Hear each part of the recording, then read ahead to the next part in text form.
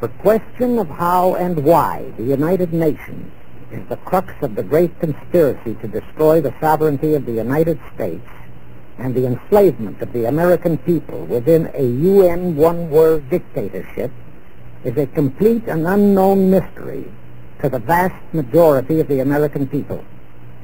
The reason for this unawareness of the frightening danger to our country and to the entire free world is simple. The masterminds behind this great conspiracy have absolute control of all of our mass communications media, especially television, the radio, the press, and Hollywood. We all know that our State Department, the Pentagon, and the White House have brazenly proclaimed that they have the right and the power to manage the news, to tell us not the truth, but what they want us to believe. They have seized that power on orders from their masters of the great conspiracy. And the objective is to brainwash the people into accepting the phony peace bait to transform the United States into an enslaved unit of the United Nations one-world government. First of all, bear in mind that the so-called UN police action in Korea, fought by the United States, in which 150,000 of our sons were murdered and maimed, was part of the plot, just as the undeclared by Congress war in Vietnam, in which our sons are dying, is part of the plot, just as the plot against Rhodesia in South Africa, in which our sons will be dying, is part of the UN plot.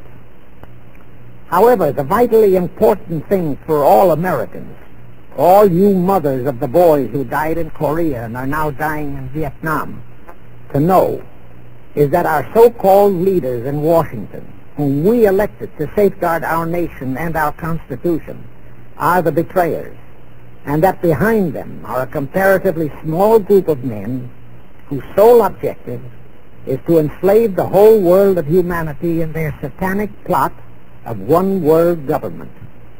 Now, in order to give you a very clear picture of this satanic plot, I will go back to its beginning, clear back in the middle of the 18th century, and name the men who put that plot into action, and then bring you down to the present, today's status of that plot.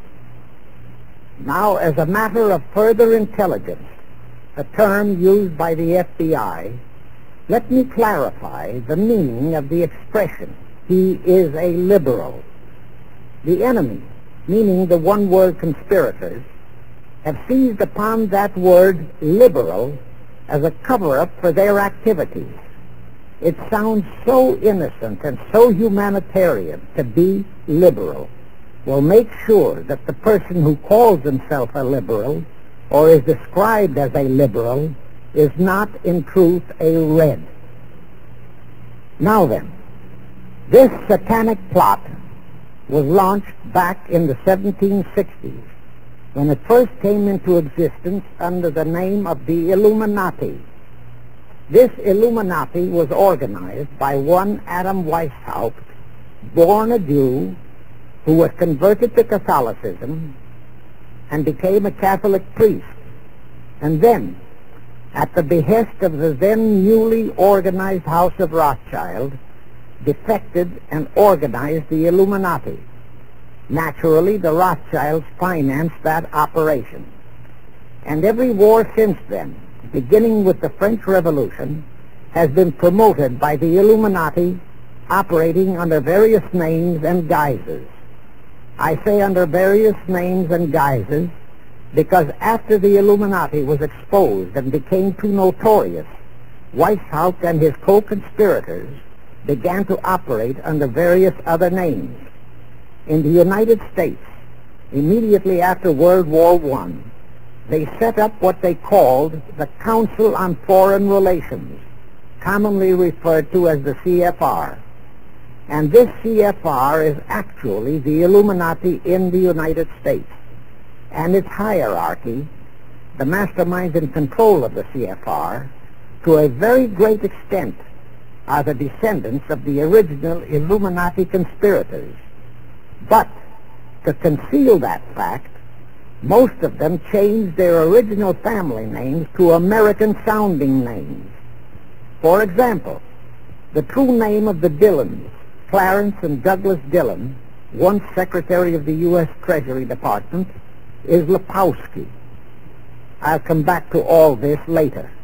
There is a similar establishment of the Illuminati in England, operating under the name of the British Institute of International Affairs. There are similar secret Illuminati organizations in France, Germany, and other nations operating under different names. And all these organizations, including the CFR, continuously set up numerous subsidiary or front organizations that are infiltrated into every phase of the various nations' affairs.